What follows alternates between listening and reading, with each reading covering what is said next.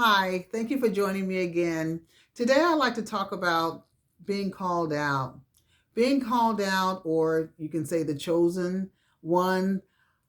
A lot of times that is bittersweet. You have people that'll be like, oh my gosh, chosen one. And we all like it when we're chosen. Come on, who wants to not be chosen? It makes you feel good to know that you're chosen. That makes you feel like, you're appreciated, you're seen. But at the same token, when you're the called, when you are the called by God, by Jesus, when you are the called, it is bittersweet. Yes, it's a nice thing, but at the same token, it's work. It is work. It keeps you definitely humble, and when you're called, you have to trust God like never before. You have to adhere to his leading, his guiding. And it reminds me of Father Abraham, and how, of course, in Genesis 12, too, how he called him, his name then was Abram, but how he called him out. He called Abram out from his family, out from his father's house, out from his country.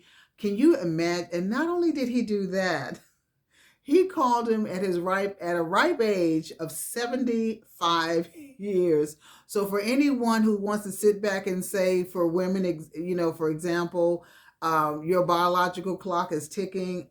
No, God does his best work at your later years. He will get some of us, yes, definitely at their earlier years, but God does his best work with those in their latter years. But nonetheless, he called Abram to depart, to leave from this familiarity, to leave from what was comfortable, to leave from what he knew, like the back of his hand, and to a space, a place that he didn't know where he was going. And God called him to be from around the false gods that he was familiar with, to walk and to know this one true living God, the God of Israel, that through him he was going to make all nations. And so just the being called, and out of obedience, Abram went. Now, God didn't intend for him to bring his little nephew Lot, and that's another story in of itself. But I say that to say real quickly, when God calls you and you know that you've been called by him to do a particular task or assignment, don't bring other people that God did not call you. I know they may be your loved ones. I know they may be even your best friends. They may be people that you've known for a long time. But if God, whatever God called you, guess what? He called you. He didn't call other people. And later on, we see how, having Lot um, attached to him or being brought, it caused a little rift along the way. But whatever God has called you to, as we see with, Abram at the time, he had to go trusting. He had to go, again, leaving familiarity to something that he didn't know, where he was going. He just obeyed God. And so with a calling and being a called out one, that's really and truly the walk of the call. And that's, going and not knowing. Put that in the comments, going and not knowing.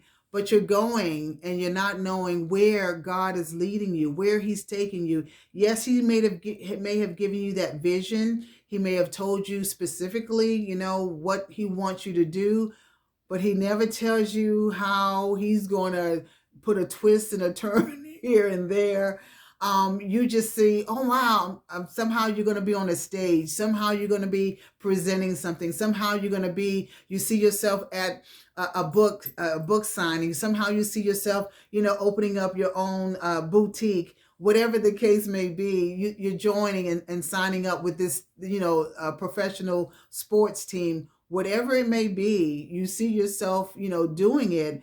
But oh my gosh, along the way, the journey, he does not show you, the challenges that you're going to have to go through to get to that end result. And even that end result will just be the beginning of that chapter.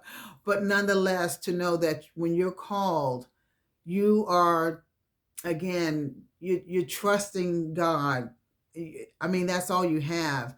And the reason why God does that is because he calls you out. He says, come out from among them. He's calling you out, not that he doesn't want you to be with your family. Not that he doesn't want you to be with your loved ones.